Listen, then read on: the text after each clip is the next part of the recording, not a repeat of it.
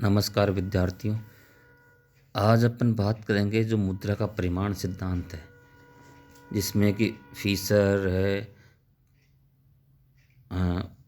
Martial, Pigou है, Robertson है। इन्होंने जो विचार दिया उनके अनुसार मुद्रा की मात्रा व कीमत स्तर में प्रत्यक्ष आनुपातिक संबंध होता है। मुद्रा की मात्रा और मुद्रा के मूल्य में विपरीत आनुपातिक संबंध होता है। उससे कुछ हट करके कीन्स ने, हालांकि कीन्स आरंभ में कैम्ब्रिज अर्थशास्त्रियों के साथ ही था, बाद में उसने मुद्रा के परिमाण सिद्धांत के बारे में अपने अलग व्यू रखे। वो अलग व्यू क्या है? उसके जो सिद्धांत है कीन्स का, उसमें दो मौलिक तत्व है।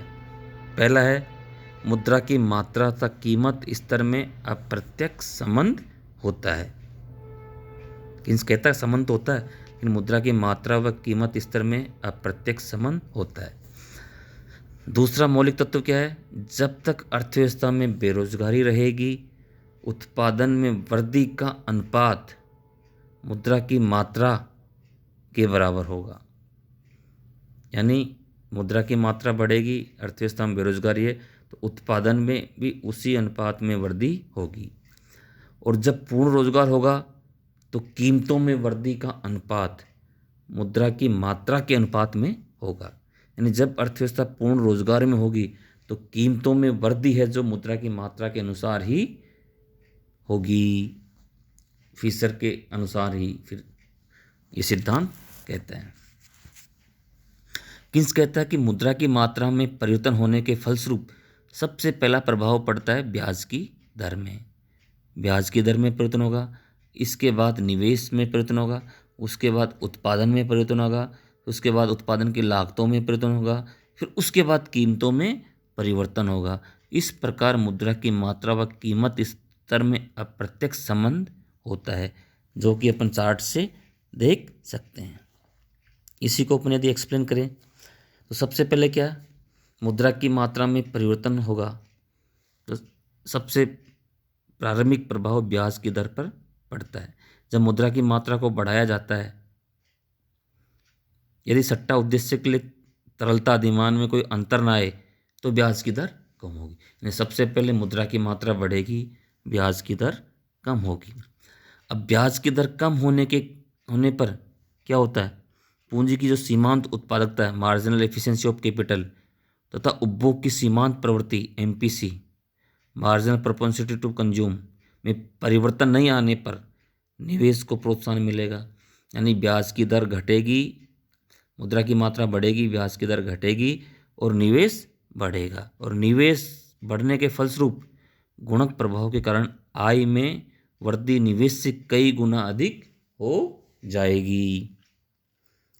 तीसरी चीज, अब निवेश के बढ़ने से क्या होगा?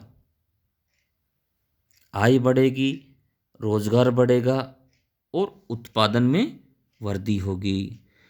जैसे जैसे आय, रोजगार और उत्पादन में वृद्धि होगी तो उत्पादन के साधनों की मांग भी बढ़ेगी। फिर उत्पादन बढ़ने के कारण क्या, उत्पादन साधनों की मांग बढ़ेगी तथा उनकी कीमतें बढ़ेगी। और जब उद्योगपति उत्पादन के साधनों को बढ़ी हुई कीमतों पर खरीदते हैं तो क्या होगा? उत्पादन की लागतों में वृद्धि हो जाती है। यानी उत्पादन के साधनों की कीमतों का सीधा संबंध किससे होता है? उत्पादन की लागत से। तो इस प्रकार जब मुद्रा की मात्रा बढ़ी, सबसे पहले ब्याज की दर घटी, फिर इन्वेस्टमेंट बढ़ा। इन्वेस्टमेंट बढ़ने के कारण क्या होगा? उत्पादन बढ़ेगा। उत्पादन बढ़ने का क्या होगा? उत्पादन के साधनों की मांग बढ़ने से उत्पादन की लागत बढ़ेगी। और फिर उत्पादन की लागत बढ़ने से क्या होगा? वस्तुओं की कीमतें बढ़ेगी, कीमतें भी बढ़ जाती है।